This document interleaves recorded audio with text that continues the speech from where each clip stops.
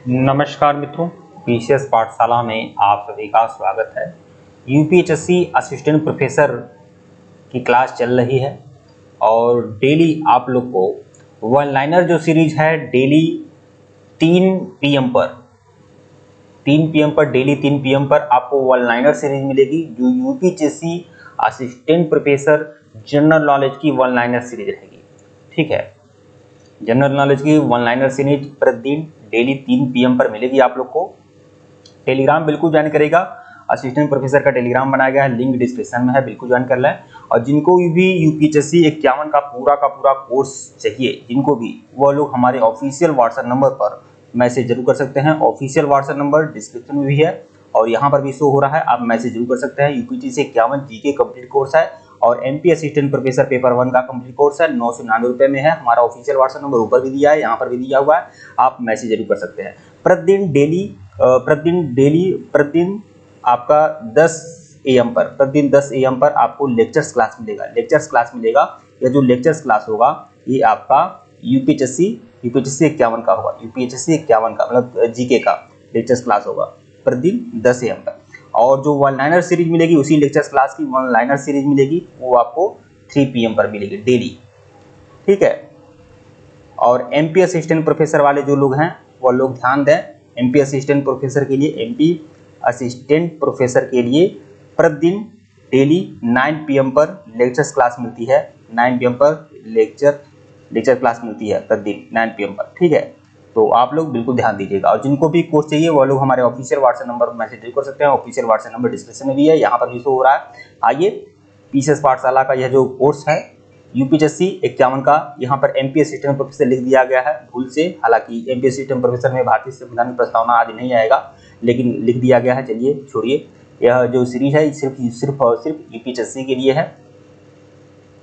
तो भारतीय संविधान की प्रस्तावना पर अगर आप लेक्चर्स वीडियो नहीं देखे हैं तो लेक्चर्स वीडियो आप लोग जाकर दे सकते हैं। प्रतिदिन 10 बजे मैं आपको लेक्चर्स वीडियो प्रोवाइड कराता हूं। एक ही सीरीज में मैं भारतीय संविधान की प्रस्तावना को बहुत ही अच्छे तरीके से मैं समझा दिया हूं। उसी सीरीज के आधार पर जो प्रश्नोत्तरी बनता है वह मैं आप लोग के सामने लाया हूँ। तो भारतीय संविधान के किस भाग को उसकी आत्मा की आख्या प्रदान की गई है? तो भारतीय संविधान के किस भाग को उसकी आत्मा की आख्या प्रदान की गई, मतलब भारतीय संविधान के किस भाग को संविधान की आत्मा माना जाता है, ये आपको बताना है। तो किस भाग को माना जाता है? तो प्रस्तावना को संविधान की क्या कहते हैं? आत्मा कहते हैं। दूसरा प्रश्न है, भारतीय संविधान निर्माताओं ने किस पर विशेष ध्यान दिया था? तो किस पर विशेष ध्यान दिया था? तो प्रस्तावना पर भारतीय संविधान निर्माताओं ने विशेष ध्यान दिया था, प्रस्तावना पर। ठीक है,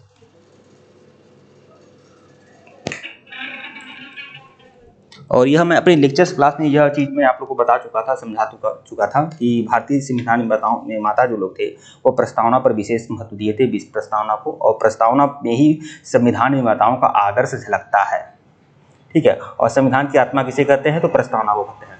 अच्छा, BR अम्बेडकर ने संविधान की आत्मा किसे कहा? तो संवैधानिक विचारों के अधिकार को कहा। और संविधान की आत्मा वैसे कहा किसे जाता है? तो प्रस्तावना को कहा जाता है। संविधान निर्माताओं ने किस पर विशेष ध्यान दिया? तो प्रस्तावना पर उन्होंने विशेष ध्यान दिया। प्रश्न 3 देखिएगा, भारत में जनप्रिय संप्रभुता है क्योंकि भारत के संविधान की प्रस्तावना शुरू होती है। भारत में जनप्रिय संप्रभुता है क्योंकि भारत के संविधान की जो प्रस्तावना होती है शुरू होती है इन शब्दों से, हम भारत के लोग शब्द से शुरू होती है। इसीलिए माना जाता है कि भारत में जनप्रिय संप्रभुता है। ठीक है, हम भारत के लोग से शुरू होती है संविधान की प्रस्तावना। प्रश्न 4 देखिएगा, भारत को गणतंत्र क्यों कहा जाता है? ये मैंने अपने लेक्चर क्लास में बताया था कि भारत एक लोकतांत्रिक देश भी है और गणतंत्र भी है। गणतंत्र क्यों कहा जाता है भारत को? क्योंकि यहाँ राज्य का जो प्रमुख होता है वह निर्धारित अवधि के लिए निर्वाचित होता है। राज्य का प्रमुख कौन है इस समय? हमारे देश के जो राष्ट्रपति होते हैं वो क्या होते हैं? राज्य के प्रमुख होते हैं। इंग्लैंड में राज्य का प्रमुख कौन होता है? इंग्लैंड में जो राज्य का प्रमुख होगा वो कौन होगा? रानी होती है। और रानी क्या होती है? वंशानुगत होती है। ठीक है, इसीलिए इंग्लैंड क्या है? एक लोकतांत्रिक देश अवश्य है, लेकिन वह क्या है? वह गणतंत्र नहीं है। भारत में जो राष्ट्रपति है वह निर्वाचित होता है। ठीक है, एक निश्चित अवधि के लिए 5 साल के लिए। इसीलिए भारत क्या है? एक गणतंत्रात्मक देश है।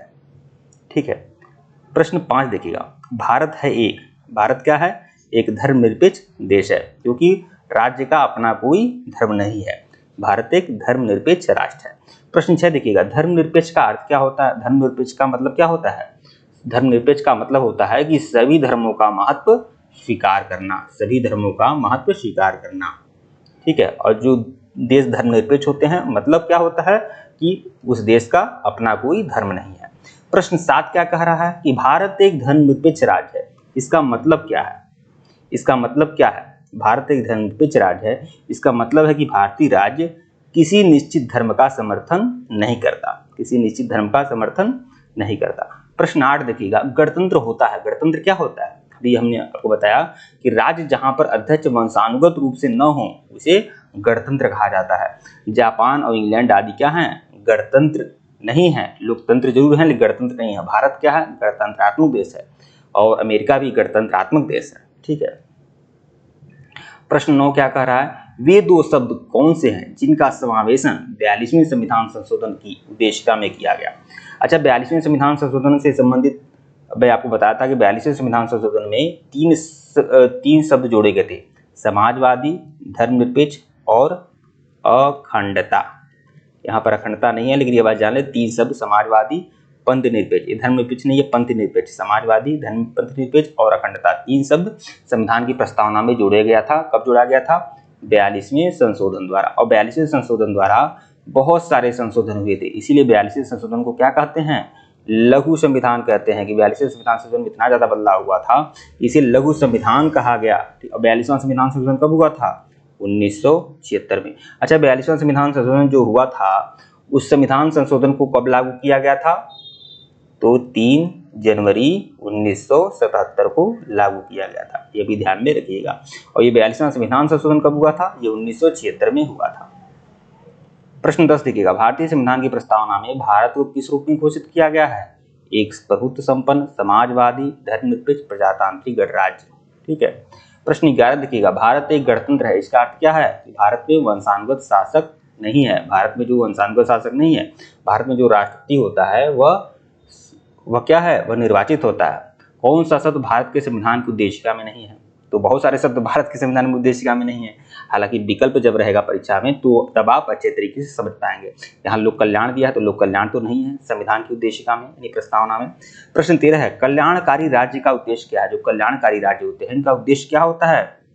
कमजोर वर्गों के कल्याण का प्रबंध करना, ठीक है। प्रश्न 14 देखिएगा, भारत को गणराज्य मुख्य रूप से माना जाता है। क्यों भारत को गणराज्य माना जाता है?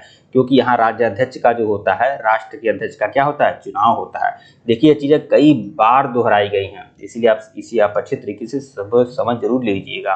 प्रश्न 15 देखिएगा, देखिए यही मैं पिछले वीडियो में मैं आपको बताया था, जब मैं भारतीय संविधान की प्रस्तावना का लेक्चर्स क्लास दे रहा था, उसमें मैंने बताया था कि आपको अगर संविधान की प्रस्तावना को अच्छे तरीके से कंप्लीट करना है तो 50% तो आप ऐसे ही कंप्लीट कर लेते हैं अगर आप प्रस्तावना को याद कर लेते हैं। अगर आप संविधान की प्रस्तावना को याद कर लेते हैं, समझिए 50% काम तो आपका वैसे ही बन गया। मतलब प्रस्तावना से संबंधित 50% प्रश्न आप ऐसे देखते ही आपको बता देंगे, ठीक है। तो इसीलिए बोल रहा हूँ, यहाँ पर देखिए प्रस्तावना आपका याद होना चाहिए। देखिए यहाँ पर प्रश्न 15 देखिएगा, भारतीय संविधान की प्रस्तावना के सिलसिले में कौन सा क्रम सही है?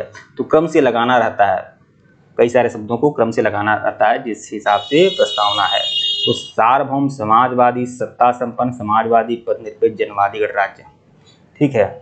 तो आप देखिएगा अच्छे तरीके से। प्रश्न 16 देखिएगा, संविधान की प्रस्तावना में प्रयुक्त शब्द सेकुलर का अर्थ क्या है? सेकुलर का अर्थ क्या होता है? सभी नागरिकों को धर्म एवं उपासना की स्वतंत्रता देना ही सेकुलर का मतलब होता है। प्रश्न 17 देखिएगा, भारतीय संविधान की प्रस्तावना में लिखित हम भारत के लोग से क्या अर्थ निकलता है? भारतीय संविधान की प्रस्तावना जो शुरुआत होती है हम भारत के लोग से होती है, इसका क्या मतलब है? संविधान का निर्माण भारत की जनता द्वारा हुआ है। इसीलिए कहा जाता है कि भारत में कौन सर्वोच्च है? न संविधान सर्वोच्च है, न संसद सर्वोच्च है, क्योंकि संविधान को बनाया कौन है? हम भारत के लोग, ठीक है। हम भारत के लोग। समाजवाद का अर्थ है, समाजवाद का अर्थ क्या है? समाजवाद का अर्थ है सामाजिक न्याय। समाजवाद का अर्थ क्या है? सामाजिक न्याय। प्रश्न 19 देखिएगा, भारतीय संविधान में समवर्ती सूची किसके संविधान से ली गई है? समवर्ती सूची जो है किस देश के संविधान से ली गई है? तो ऑस्ट्रेलिया के संविधान से समवर्ती सूची ली गई है।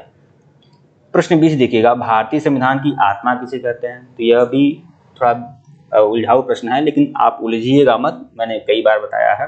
भारतीय संविधान की प्रस्तावना आत्मा किसे कहते हैं? तो प्रस्तावना को ही सब भारतीय संविधान की आत्मा कहते हैं। अगर ये आ जाए कि डॉक्टर अंबेडकर ने किसे भारतीय संविधान का आत्मा कहा, तो उन्होंने किसे कहा? संवैधानिक उपचारों के अधिकार को संवैधानिक उपचारों के अधिकार को भीमराव अम्बेडकर ने क्या कहा? संविधान की आत्मा। अगर बी आर अम्बेडकर का नाम नहीं है, वैसे कह रहा है कि संविधान की आत्मा किसे कहते हैं, तो प्रस्तावना को ही संविधान की आत्मा कहते हैं। एक व्यक्ति थे के एम मुंशी संविधान सभा के सदस्य थे। वह क्या कहते थे? संविधान की प्रस्तावना को, इन्होंने संविधान की प्रस्तावना को राजनैतिक जन्मपत्री कहा। राजनैतिक जन्मपत्री इन्होंने कहा, के एम मुंशी ने। एक सुभाष कश्यप थे, इन्होंने क्या कहा भारतीय संविधान को? कि संविधान शरीर है तो प्रस्तावना उसकी आत्मा। ये बातें मैंने लेक्चर वीडियो में बता दिया है, तो आप जाकर देख लीजिएगा। हम इसमें सिर्फ और प्रश्नोत्तरी ही कराना हमको चाहिए। प्रश्न 21 देखिएगा, भारत में लौकिक सार्वभौमिकता है क्योंकि संविधान की प्रस्तावना प्रारंभ होती है हम भारत के लोक शब्दों से। ठीक है। प्रश्न 22 देखिएगा, भारतीय संविधान की प्रस्तावना पर किस क्रांति का प्रभाव नहीं झलकता है? तो चीन की क्रांति का प्रभाव भारतीय संविधान की प्रस्तावना में नहीं झलकता है। अरे चीन की जो क्रांति है वो साम्यवादी क्रांति है। ठीक है। और हमारे देश का जो प्रस्तावना है, संविधान की प्रस्तावना क्या है? लोकतांत्रिक है। ठीक है।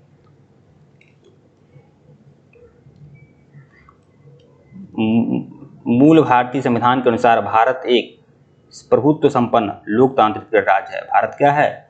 एक प्रभुत्व संपन्न और लोकतांत्रिक राज्य है। प्रश्न 24 देखिएगा, भारतीय संविधान के अंतर्गत भारतीय लोकतंत्र के आदर्शों को हम कहाँ दे सकते हैं? प्रस्तावना में ही भारतीय लोकतंत्र के आदर्श को दे सकते हैं, क्योंकि उसी में सामाजिक, आर्थिक, राजनीतिक न्याय की बात की गई है, उसी में विचार, अभिव्यक्ति, विश्वास, धर्म, उपासना की स्वतंत्रता की बात की गई है, उसी में प्रतिष्ठा एवं अवसर की समानता की बात की गई है। इसलिए भारतीय संविधान के अनुसार क्या है? उसके लोकतंत्र के आदर्शों को हम दे सकते हैं प्रस्तावना में। ठीक है। प्रश्न 25 देखिएगा, 42वें संविधान संशोधन अधिनियम 1976 द्वारा प्रस्तावना में किस शब्द को नहीं जोड़ा गया है? तो गुट निरपेक्ष तो नहीं जोड़ा गया है, आपको पता है समाजवादी, पंथ निरपेक्ष, अखंडता, यही 3 शब्द जोड़े गए हैं, उसके अलावा कुछ नहीं जोड़ा गया है। भारतीय संविधान ने किस प्रकार के लोकतंत्र को अपनाया है? तो लोकतांत्रिक गणतंत्र को। भारतीय संविधान की प्रस्तावना का भारत के शासन की सर्वोच्च सत्ता किसमें निहित है? तो हम भारत के लोग, मतलब भारत की जनता में। प्रश्न 28 देखिएगा, भारत की संप्रभुता, एकता और अखंडता को अक्षुण्ण बनाए रखने और उसकी रक्षा करने का प्रावधान किया गया है प्रस्तावना में ही किया गया है। प्रश्न 29 देखिएगा, भारतीय संविधान की प्रस्तावना में जिन आदर्शों और उद्देश्यों की रूपरेखा दी गई है उसकी व्याख्या किसमें की गई है?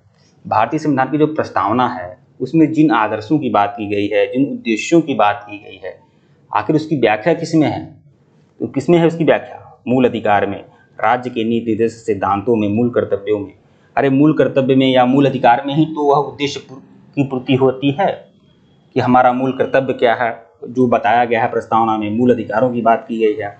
प्रश्न 30 देखिएगा, संविधान सभा में प्रस्तुत उद्देश्य प्रस्ताव में अभिव्यक्ति विचार को भारतीय संविधान के किस भाग में पूर्णतः शामिल किया गया है? तो प्रस्तावना में। ठीक है। भारतीय संविधान की प्रस्तावना में क्या स्पष्ट नहीं होता है? तो संविधान को लागू करने की तिथि।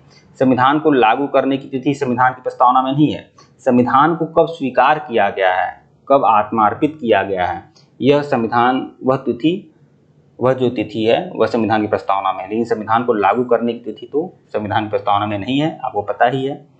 प्रश्न 32 देखिएगा, किन उद्देश्यों को भारतीय संविधान उद्घोषित नहीं करता? तो भारतीय संविधान उद्घोषित नहीं करता किन उद्देश्यों को? अंतर्राष्ट्रीय शांति एवं सुरक्षा की अभिवृद्धि, उद्देशिका में यह बातें नहीं है। भारतीय संविधान की प्रस्तावना में देश का कौन सा नाम है? अच्छा, भारतीय संविधान की जो प्रस्तावना है उसमें देश का नाम क्या है? भारत और इंडिया। अनुच्छेद 1 में भी कहा गया है, अनुच्छेद 1 संविधान का जो अनुच्छेद 1 है उसमें भी कहा गया है कि भारत अर्थात इंडिया अर्थात इंडिया राज्यों का संघ है, राज्यों का संघ है। इसका मतलब भारत या इंडिया क्या है, राज्यों का संघ है। ये अनुच्छेद 1 में भी कहा गया है। और यह बातें हैं कि भारत के संविधान में भारत का नाम क्या है, क्या क्या नाम है, क्या हिंदुस्तान है, क्या आर्यावर्त है, क्या भारतवर्ष है। तो भारत है और भारत अर्थात इंडिया, ये बातें कही गई है अनुच्छेद 1 में। प्रश्न 34 देखिएगा, भारतीय संविधान के किसके द्वारा स्वीकृत है, तो भारत की जनता के द्वारा ही स्वीकृत है। आप प्रस्तावना पढ़ेंगे तो उसमें लिखा हुआ है। प्रश्न 35 देखिएगा, भारत की संप्रभुता किसमें निहित है, भारत की जनता में, भारत की जनता में। अगला प्रश्न देखिएगा, प्रश्न 36 देखिएगा, भारतीय संविधान को संविधान सभा द्वारा अंगीकृत किया गया था 26 नवंबर 1949 को। प्रश्न 37, भारत का संविधान पूर्ण रूप से तैयार हुआ था 26 नवंबर 1949 को। भारतीय संविधान कब अंगीकृत हुआ था या अंगीकार किया गया था, 26 नवंबर 1949 को। अब देखिए थोड़ा सा अगर शब्द बदल जाए तो उत्तर कुछ अलग हो जाएगा। अंगीकृत आ जाएगा तब भी 26 नवंबर 1949 हो गया था। कब पूर्ण रूप से तैयार हुआ था तब भी 26 नवंबर 1949 होगा। भारतीय संविधान कब अंगीकार किया गया था तब भी 26 नवंबर 1949 होगा। जब तक ये शब्द नहीं आएगा कि भारतीय संविधान कब लागू नहीं होगा, तब तक ये आप लोग कब लागू हुआ था भारतीय संविधान, 26 जनवरी 1950। केवल जब लागू शब्द आप देखिएगा तब 26 जनवरी 1950 करिएगा। ठीक है। प्रश्न 40 देखिएगा, किस वर्ष भारत एक प्रभुत्व संपन्न प्रजातांत्रिक राज्य बना, 1950 में। प्रश्न 41 देखिएगा, अब तक भारत के संविधान की उद्देशिका में कितनी बार संशोधन किया गया है, तो उद्देशिका कहिए या फिर प्रस्तावना कहिए, दोनों एक ही शब्द हैं, इसे आप भूलिएगा मत। तो उद्देशिका में कितनी बार संशोधन हुआ है, तो एक बार हुआ है। आप जानते हैं 1900 कब हुआ था, 1976 में 42वें संशोधन में। ठीक है, उद्देशिका में पहली बार एक ही बार संशोधन हुआ है, एक बार। भारत के संविधान की प्रस्तावना में प्रथम संशोधन कब किया गया था, भारत के संविधान की प्रस्तावना में पहला संशोधन कब हुआ था, 1976 में। अच्छा, एक प्रश्न है, क्या संविधान की प्रस्तावना में संशोधन किया जा सकता है, तो बिल्कुल संविधान की प्रस्तावना में संशोधन किया जा सकता है। एक बार संशोधन हुआ है तो बार बार हो सकता है संशोधन। ठीक है, संविधान की प्रस्तावना में, क्योंकि केशवानंद भारतीवाद है, केशवानंद भारती, देखिए केशवानंद भारतीवाद में न्यायालय ने क्या कहा है, न्यायालय ने कहा है कि संविधान की जो प्रस्तावना है वो संविधान का अंग है, इसीलिए संविधान में संशोधन किया जा सकता है। प्रश्न 43 देखिएगा, भारतीय संविधान की उद्देशिका में परिवर्तन किस संशोधन अधिनियम में किए गए थे, 42वें संविधान संशोधन 1976। और कब इसे लागू किया गया था, 3 जनवरी 1977 में। प्रश्न 44 देखिएगा, प्रस्तावना का वह प्रावधान जो सभी वयस्क नागरिकों को मतदान का अधिकार प्रदान करता है, प्रजातंत्र। ठीक है। प्रश्न 45, भारतीय संविधान के किस संशोधन द्वारा प्रस्तावना में 2 शब्द जोड़े गए हैं, समाजवादी धर्मनिरपेक्ष, तो 42वें संशोधन द्वारा अखंडता भी जोड़ा गया था। प्रश्न 46, भारतीय संविधान कब लागू हुआ था, 26 जनवरी 1950 में। भारतीय संविधान के किस भाग में स्पष्ट रूप से घोषणा किया गया है कि भारत एक धर्मनिरपेक्ष राज्य है, तो संविधान की प्रस्तावना में। प्रश्न 48 देखिएगा, संविधान की प्रस्तावना में भारत को क्या कहा गया है, सर्वसत्ताधारी समाजवादी धर्मनिरपेक्ष लोकतांत्रिक राज्य, यह संविधान की प्रस्तावना में कहा गया है। तो आप लोग यह जानकर खुशी होगी आपको कि जो यूपीएससी का सिलेबस है असिस्टेंट प्रोफेसर का जीके का, उसमें जो प्रस्तावना है यह भी भारतीय संविधान की प्रस्तावना में एक यूनिट है, प्रस्तावना। अब सोचिए, प्रस्तावना से संबंधित मैं लेक्चर्स क्लास भी करा चुका हूं और प्लस ये 48 क्वेश्चन भी दिया हूं उसी लेक्चर्स क्लास के आधार पे। तो आपकी तैयारी बहुत ही धांकड़ तरीके से होगी। इतना ही नहीं, मैं हर सीरीज से मैं लेक्चर्स दूंगा। देखिए, पहले क्या दूंगा, मैं लेक्चर्स क्लास दूंगा, ठीक है। उसके अलावा उसके बाद क्या दूंगा, जब लेक्चर्स क्लास हो जाएगा तो वन लाइनर दूंगा। उसके बाद क्या करूंगा, उसके बाद उसी टॉपिक से क्या करूंगा, टेस्ट सीरीज कराऊंगा। तो आपकी तैयारी बहुत ही धांकड़ तरीके से, बहुत ही बेहतरीन ढंग से हो जाएगी। वीडियो को लाइक और चैनल को सब्सक्राइब करिएगा। धन्यवाद आपको। और लेक्चर्स क्लास कब मिलेगा, प्रतिदिन 10 AM पर क्या होगा, लेक्चर्स क्लास रहेगा। वन लाइनर सीरीज कब रहेगी, 3 PM पर। टेस्ट सीरीज कब रहेगा, टेस्ट सीरीज आपका